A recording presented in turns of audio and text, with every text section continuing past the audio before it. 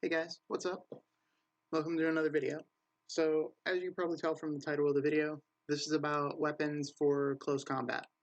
And this is going to be a progression video that kind of walks you through what you should be looking for as far as progress into the game, going from like total beginner, no items, nothing, into like going into late into end game, right? So there's different progression lines for each race, and close combat is generally speaking for humans and giants. As far as elves, once you get to even mid-game content, it's not really effective. So as far as elves go, it stops pretty early on in this list. As you can see, I've got a number of different tabs pulled up, and I'm going to be going through each of these different weapons and explaining kind of why it's good and at what point you would be looking to have these weapons. So what you see here is something that used to be end game equipment, which is the hook cutlass. This is a spirit weapon, dual wielded by a human with final hit. Used to be the end game, like the best thing in the game, but we've come a very long way since then.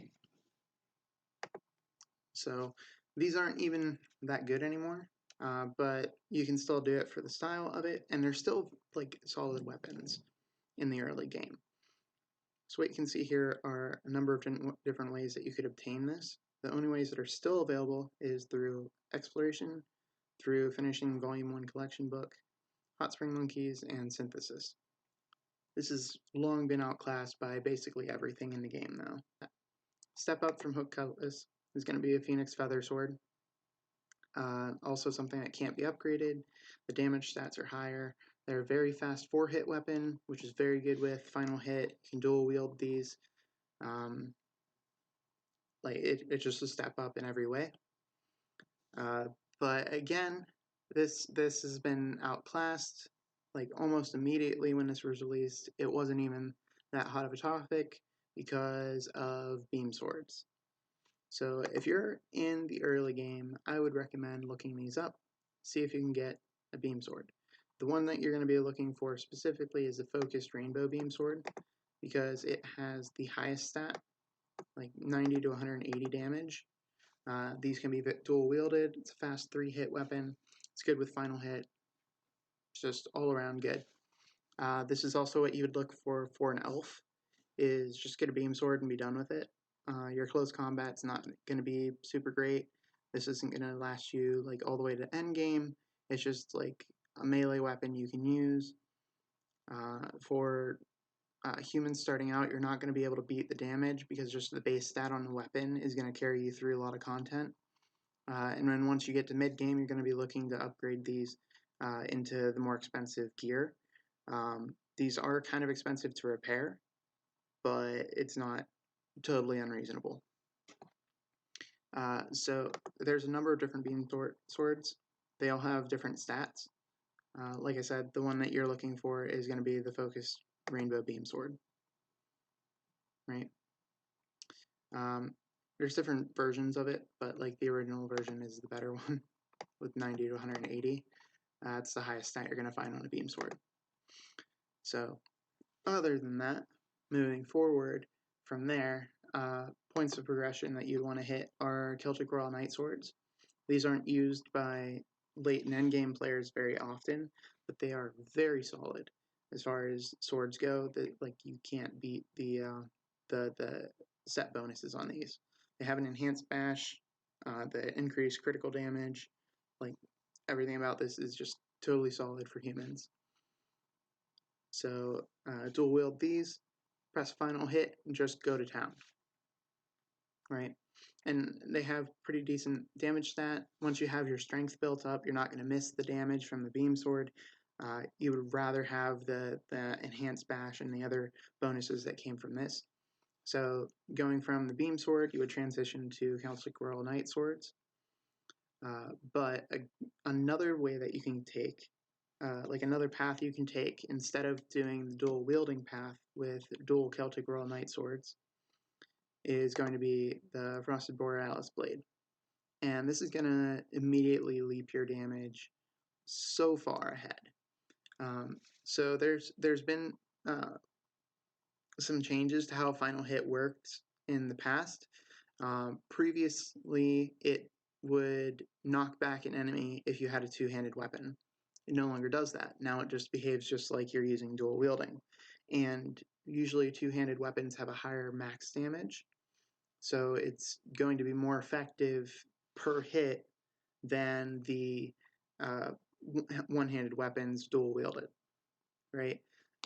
And not only that, but there are 3 swords in the game that are two-handed swords with a normal hit rate, and that is this Borealis Blade, the Fanatic Greatsword, and a Divine Blade. All of these are great.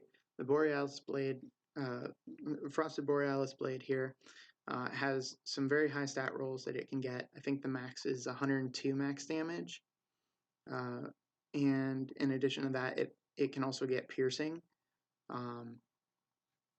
Once it's fully upgraded, and there's some other stuff, like it has some enhancements that you can have with it if you have other parts of the set, and this is good for both humans and giants. This is like the starting gear going into mid game is what you would aim for having. This is like your entry point into, all right, I'm a mid game player.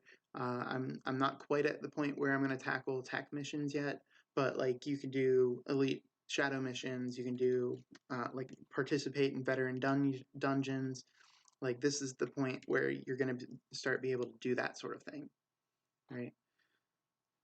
So then, like the other way that you can go instead of the Frosted Borealis sword is the Fanatic Greatsword. This one's going to be the lesser of the two and probably the easier to obtain.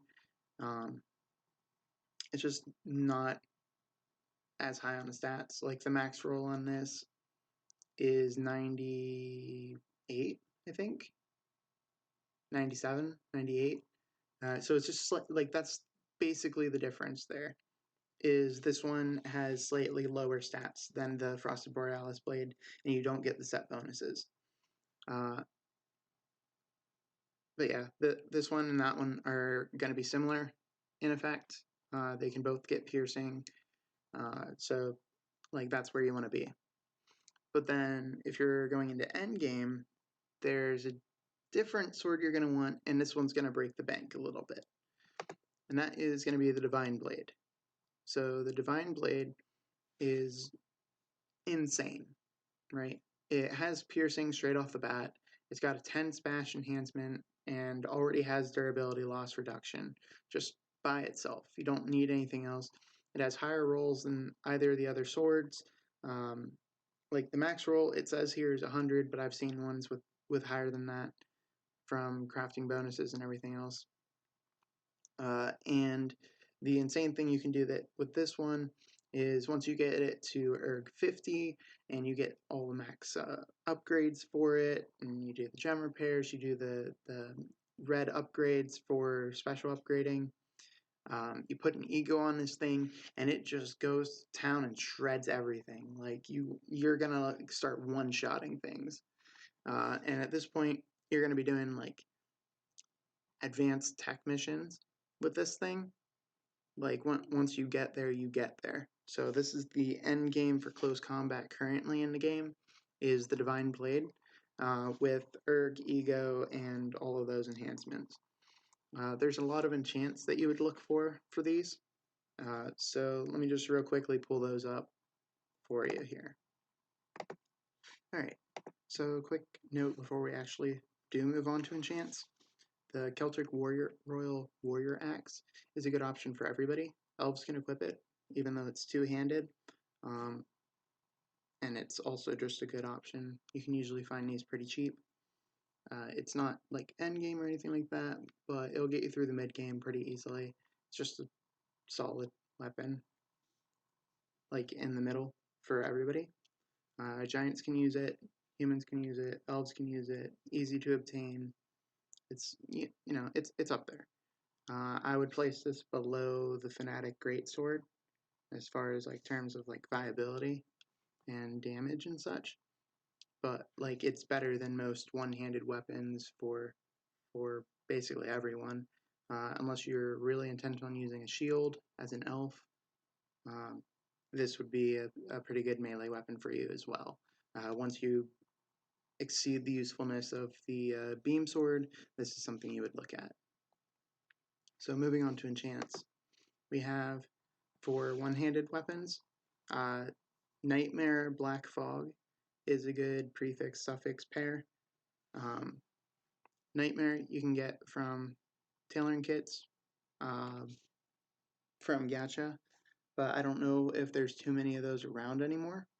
But it also drops in very advanced, coil intermediate, and now be advanced hard mode. So this one floats around a lot. I see it on the market a lot. It's not super difficult to obtain if you want to like run a few missions for it, but it's going to be a rare drop, but it's not unobtainable.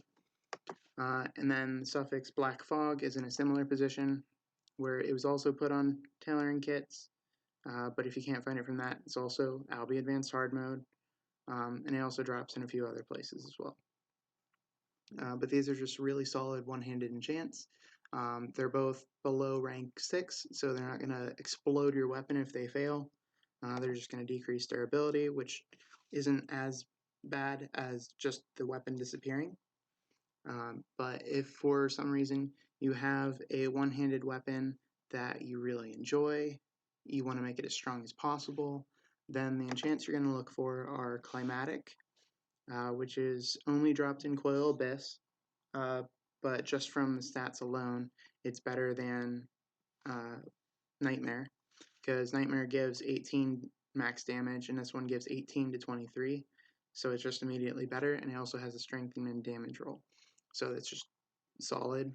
It's a rank 4 enchant, and it doesn't... It's going to break your weapon. This means it's going to break your weapon. Like, your weapon is gone if you fail this, so remember to use enchant protection. And then for suffixes, you can use absolute. It drops from Pika Abyss, and this one also gives a lot of min and max damage, better than Black Fog, but is also rank 4, so it's going to explode your weapon. So use enchant protection. Don't say I didn't warn you. On to the two-handed weapons.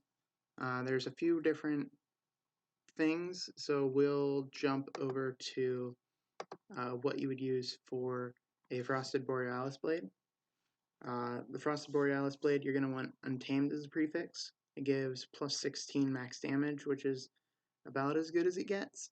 There's some negative effects to this, but it's not hugely important because they don't affect your damage at all. And you should still, like 30 HP once you get to the point where you're using a Borealis blade is nothing.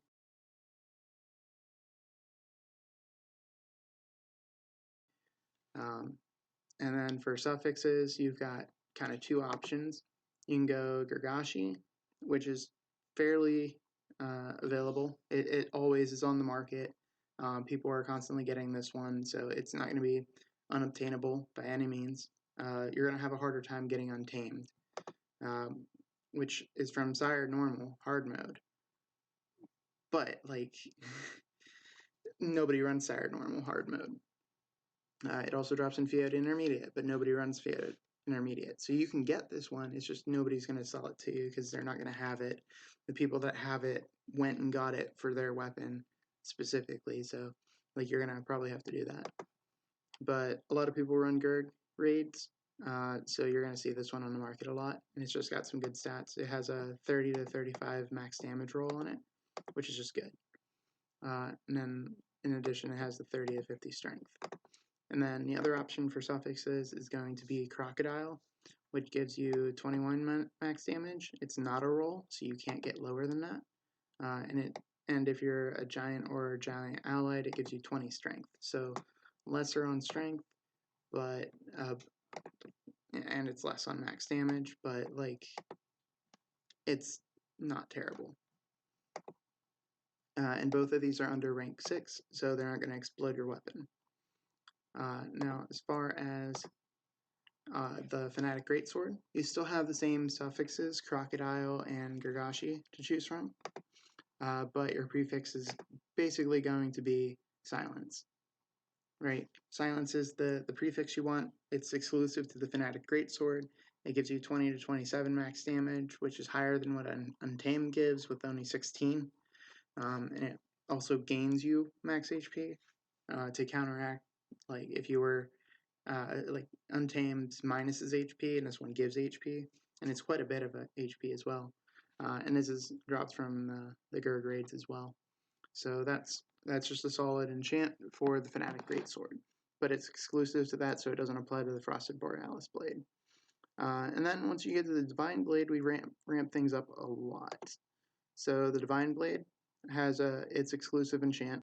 It's rank 5 suffix here, and yeah, piercing up to 3, and it gives 25 to 50 max damage. Yeah, that's immediately just the best in class for this weapon, because you get 3 piercing plus 50 max damage, and you're just like set, you know. And then for another option you can do is Meteoroid. Also gives +1 to 3, and the max damage on it is 22 to 48. This is for all two-handed weapons. This one's going to be hard for you to obtain if you're just kind of starting out trying to get these. So like this is going to be the top end of the usefulness that you get out of your Borealis blade, right? Once you've used it for a long time, you've got your damage up there, you're doing tech missions and all of that. At that point, if you get a Meteoroid enchant, you can put this on your weapon, but it's a rank 4 suffix. So that's going to be a little bit rough to apply. And at this point, we're still looking at the Untamed enchant as a prefix, unfortunately. It's just... I wish there was a better option. I'm sure there is, but I can't think of one off the top of my head. Untamed was the best one I could think of. But Meteoroid is a good suffix for the Borealis Blade, good suffix for the Fanatic Greatsword. It's going to be harder to obtain, especially with those weapons. Once you get to the Divine Blade, you're going to want Solitude. But there's one other case that Meteoroid is important for, and we do not talk about this. This is not something we talk about. This does not exist. Don't think about it. Nope.